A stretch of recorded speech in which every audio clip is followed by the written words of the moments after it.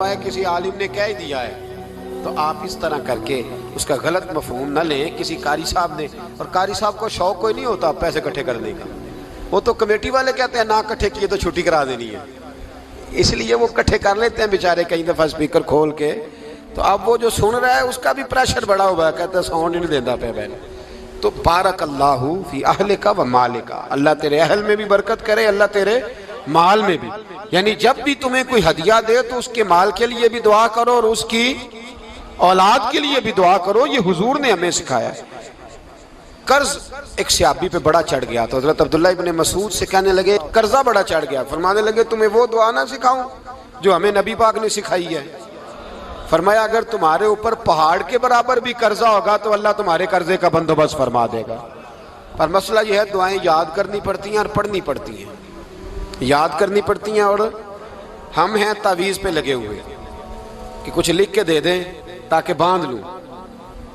دعا سکھائی نبی پاک نے, کیا فرمایا اللہم اکفنی بحلالک عن حرامک واغننی بفضلک عمن سواک. فرمایا یہ دعا مانگا کرو, اے اللہ مجھے کفایت کرنے والا رزق عطا فرما اور مجھے حرام سے بچا اور مجھے اپنے فضل کے ساتھ دوسروں سے بے نیاز کر دے. یعنی اس کا سادہ ترجمہ یہ ہے کہ اللہ بندوں کا محتاج نہ کر, مجھے اپنا محتاج. فرمایا یہ دعا پڑھو ادائے قرض کے لیے, ادائے قرض کے لیے یہ دعا پڑھو. اللہ تبارک و تعالی پہاڑ کے برابر بھی قرضہ ہوگا تو تمہیں اللہ اس سے نجات عطا کر دے گا. نبی پاک صلی اللہ تعالی علیہ وسلم نے ایک حدیث میں غصے کی دعا بھی بتائی ہے. ویسے میرے خیال میں لوگوں کو غصہ نہیں آتا, آج کل غصہ نہیں آتا, لوگوں میں تکبر آ گیا ہے.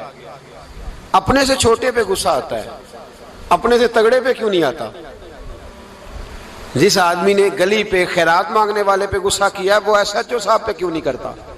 غصہ تو غصہ ہے نا, سب پہ ہونا چاہیے, لیکن بڑا سمجھدار غصہ ہے. غریب آدمی کو دیکھ کے غصہ آتا ہے, امیر آتا ہے تو غصہ نکل جاتا ہے. تو میں تو کہتا ہوں لوگوں کو غصہ, اگر تجھے غصہ آتا ہے تو مار دیوار کے ساتھ ٹکر تیرے غصے کی سمجھ آئے. یہ کس قسم کا غصہ ہے جو غریب پہ ہی ہاتھ اٹھا رہا ہے. تو خدا را خیال فرما, غریبوں کے حق میں بڑا غصہ, مجبوروں کے حق میں بڑا غصہ, ماتحتوں پر. اور اگر چودھری صاحب آ جائیں تو پھر بہانہ بنا لیتے ہیں, کہتے غصہ تو مینوں بڑا آیا سی, پھر میں کیا اور میرے گھر آیا ہے, پھر بہانہ بنا لیا. ایسے نہیں کرو. نبی پاک صلی اللہ علیہ وسلم نے دعا سکھائی بخاری میں. فرمایا جب غصہ آئے تو پڑھا کرو اعوذ باللہ من الشیطان. آتی ہے نا دعا ماشاءاللہ, اعوذ باللہ من الشیطان. جب غصہ آئے تو یہ والی دعا پڑھ لیا کرو. نبی پاک علیہ السلام نے ارشاد فرمایا کہ جب تمہارے بھائی کو چھینک آئے نا تو چھینک آنے والے کو کہنا چاہیے الحمدللہ. چھینک آئے اس نے کیا کہنا ہے, یاد ہو جائے گا کیا کہنا ہے, الحمدللہ. اور جو سنے اس نے کہنا یرحمک اللہ. کیا کہنا ہے, یرحمک اللہ, اللہ تجھ پہ رحم کرے. یہ پڑھنا ہے اس نے. حضرت عبداللہ بن مبارک رحمۃ اللہ تعالی علیہ نا دریا کے کنارے کھڑے تھے, کشتی سے اترے تھے ابھی اور وہیں کھڑے تھے. تو ایک آدمی, دو چار لوگ کشتی میں کنارے سے آپ کے پاس سے گزرے تو ایک کو چھینک آئی, اس نے کہا الحمدللہ. اب سنت ہے کہ جواب دو یرحمک اللہ, اللہ تیرے اوپر رحم فرما. جواب دینا تھا لیکن وہ کشتی تیزی سے گزر گئی. حضرت عبداللہ بن مبارک رحمۃ اللہ تعالی علیہ نے ملاح کو بلایا. فرمانے لگے اس کشتی کا پیچھا کرنا ہے. وہ کہنے لگا سواریاں بیٹھیں گی تو جاؤں گا. اس زمانے میں جو پوری کشتی کا ایک سائیڈ کا کرایہ تھا وہ 5 دینار تھا. فرمانے لگے تو نہ اس طرح کر, اسپیشل مجھے لے جا بٹھا کے. کیا لے گا, اس نے کہا 20 دینار لوں گا. فرمایا 20 ہی دوں گا. اس کشتی کا پیچھا کیا اور جس آدمی کو چھینک آئی تھی نا اس سے جا کے یرحمک اللہ کہا. اس نے جواب میں جزاک اللہ کہا. تو آپ فرمانے لگے میرا کام ہو گیا, واپس چل. ملا دنیا دار تھا, وہ سوچنے لگا. پہلے تو اس نے سوچا میرا کیا ہے, 20 دینار تو ان کے گئے ہیں. لیکن جب اترنے لگے نا تو 20 دینار دیے یا 20 درہم دیے.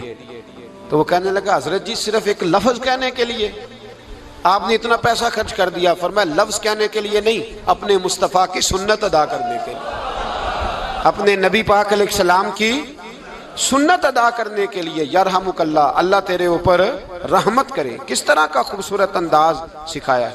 دیکھیے ایک حدیث ترمذی شریف میں نبی پاک صلی اللہ علیہ وسلم نے فرمایا کسی بیمار کو دیکھ کے یا کسی مصیبت میں مبتلا آدمی کو دیکھ کے تم یہ دعا پڑھ لو، تمہیں کبھی وہ مصیبت نہیں آئے گی۔ کیسی خوبصورت دعا ہے۔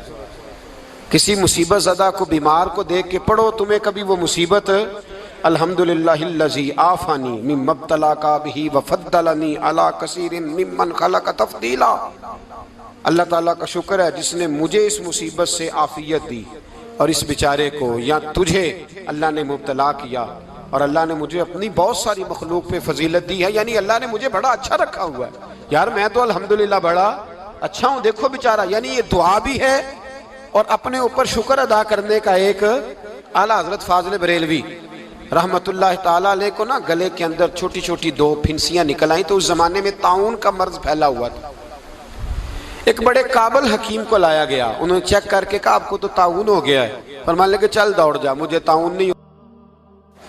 اس نے کہا جناب یہ گلے پہ بنا ہوا ہے اور سب کو پتہ ہے آج کل پھیلا ہوا۔ فرمایا سب کو ہو سکتا ہے، مجھے نہیں ہو سکتا۔ کیوں؟ فرمانے لگے ایک بندے کو طاعون ہوا تھا تو میں نے اسے دیکھ کے وہ دعا پڑھ لی تھی جو نبی پاک نے بتائی ہے، لہذا حضور کا فرمان ہے تو مجھے ہر بیماری آ سکتی ہے پر یہ بیماری آ سکتی۔ وہ شخص کہنے لگا جی منہ میں بھی گلٹیاں چلی گئی ہیں، کھول نہیں رہا، کیا ہوگا؟ اعلیٰ حضرت نے کالی مرچ منگوائی، اسے پیس کے زبان کے نیچے رکھا تو ساری بیماری دور ہو گئی۔ فرمانے لگے بلاؤ نہ ذرا اس حکیم کو جو کہتا تھا طاعون ہو گیا ہے، وہ تو صحیح ہوتا ہی نہیں اتنی جلدی۔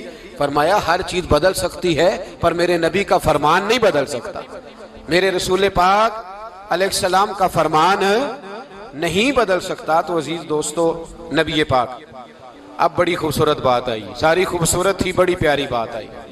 دنیا میں سب سے حسین چہرہ اللہ نے اپنے رسول کو عطا فرمایا ہے۔ نبی پاک کا چہرہ بھی حسین ہے، مکھ چند بدر شاہ شانی ہے، متھے چمک دی لاٹ نورانی ہے، کالی زلف تے اکھ مستانی ہے، مخمور اکھی ہیں مد بھری۔